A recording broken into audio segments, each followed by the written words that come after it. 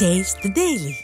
நிர்வாக திறனற்ற ஸ்டாலின் மாடல் அரசு ஆட்சிக்கு வந்த 4 ஆண்டுகளில் சென்னை கோயம்பேடு பேருந்து நிலையத்தை ஒட்டுமொத்தமாக மது குடிக்கும் பாராக மாற்றியுள்ளது அதிர்ச்சியை ஏற்படுத்தியுள்ளது. சமூக விரோத செயல்களின் கூடாரமாக மாறிவிட்ட கோயம்பேடு பேருந்து நிலையம் குறித்த செய்தி தொகுப்பை பார்க்கலாம்.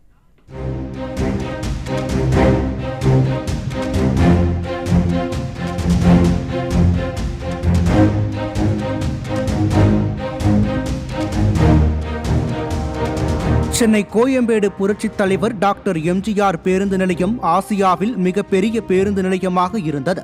37 ஏக்கர் பரப்பளவில் செயல்பட்டு வந்த இந்த பேருந்து நிலையத்தில் இருந்து தமிழகம் மட்டுமின்றி அண்டை மாநிலங்களுக்கும் பேருந்துகள் இயக்கப்பட்டு வந்தன. போக்குவரத்து நெரிசல் ஏற்படுவதாக கூறி பேருந்து நிலையம் கிளாம்பாக்கத்திற்கு மாற்றப்பட்டதால் கோயம்பேடு பேருந்து நிலையம் தற்போது மூடும் நிலைக்கு தள்ளப்பட்டுள்ளது. கடந்த அதிமுக ஆட்சியில் பொதுமக்களின் மிகுந்த பாராட்டை பெற்ற கோயம்பேடு பேருந்து நிலையத்தை அரசியல் காழ்ப்புணர்ச்சி காரணமாக நிர்வாக திறனற்ற ஸ்டாலின் அரசு சிதைத்துவிட்ட நிலையில் சமீப காலமாக சமூக விரோத செயல்களும் மது பிரியர்களின் கூடாரமாகவும் கோயம்பேடு பேருந்து நிலையம் மாறியுள்ளது. பேருந்துக்காக காத்திருக்கும் பயணிகள் மற்றும் வயதானவர்களை குறிவைத்து நகை, பணம், செல்போன் பறிப்பு சம்பவங்கள் தொடர்கதையாக நடந்து வருகிறது. மேலும் பெண்களுக்கு பாலியல் தொல்லை சம்பவங்கள் அதிகரித்துள்ளதாலும் இரவு தொடங்கிவிட்டாலே கும்பலாக சமூக விரோதிகள் பேருந்து நிலைய பகுதிகளுக்குள் சுற்ற தொடங்கி விடுவதாலும் மக்கள் அச்சமடைந்துள்ளனர். மேலும் கோயம்பேடு பேருந்து நிலையத்தை குடிபோதையில் இரவு முழுவதும் தூங்கும் வீடாக போதை ஆசாமிகள் பயன்படுத்தி வருகின்றனர்.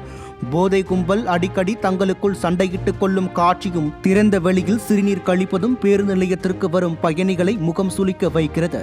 ரவுடிகளின் அட்டகாசம் கோயம்பேடு பேருந்து நிலையத்தில் பெண் பயணிகளுக்கு பாதுகாப்பு இல்லாத சூழ்நிலையை உருவாக்கியுள்ளது. பேருந்து நிலையம் முழுவதும் சிதறி கிடக்கும் பிளாஸ்டிக் குப்பைகள், மது பாட்டில்கள், பராமரிப்பு இல்லாததால் துர்நாற்றம் வீசும் கழிவறைகள் ஆகியவை சுகாதார சீர்கேட்டை ஏற்படுத்தி வருகிறது.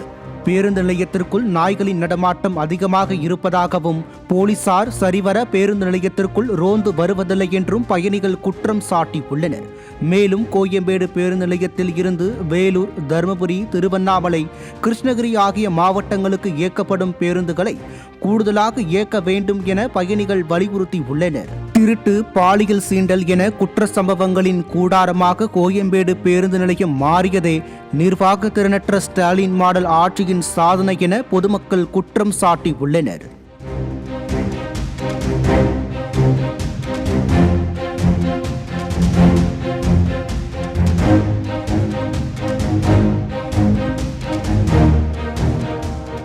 கோயம்பேடு பஸ்ஸு தான் நம்மளுக்கு ஃபஸ்ட்டு வர மாதிரிலாம் இருந்தது.